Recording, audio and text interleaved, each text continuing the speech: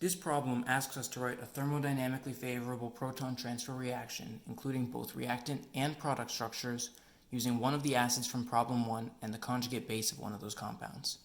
And for this problem, we are not supposed to include curved arrows. For simplicity's sake, I've included the compounds from problem 1 here, A, B, C, D, and E. And as you might have guessed, there's definitely more than one correct answer here. But I think that the simplest way to go at this is to use compound A and compound D.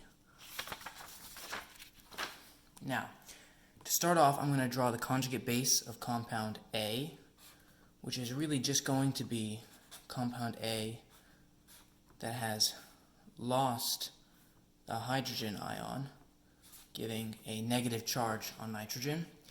And I'm just going to draw the acid form of compound D, just as it appears in problem 1.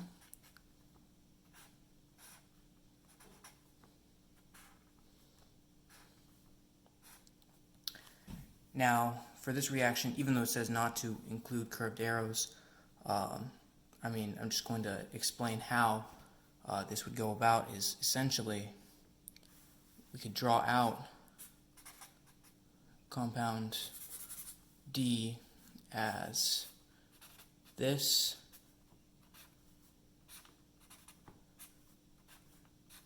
drawing out the bond between the nitrogen and the hydrogen. This lone pair here would, without drawing, well, I'll draw the curved arrow here, but for the final answer, I won't, is going to attach and create a bond between this nitrogen and this hydrogen, and then this is essentially going to drop itself on the more withdrawing nitrogen.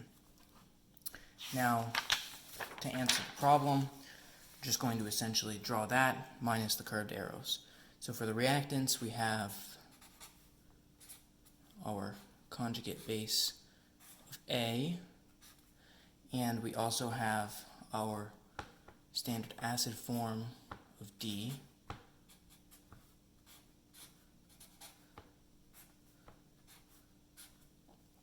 And because this is thermodynamically favorable, I'm just going to draw a single arrow pointing to the products to indicate that it's product favored. And the products, as we would see, are going to be compound A in its acid form, because it now has that bond to hydrogen.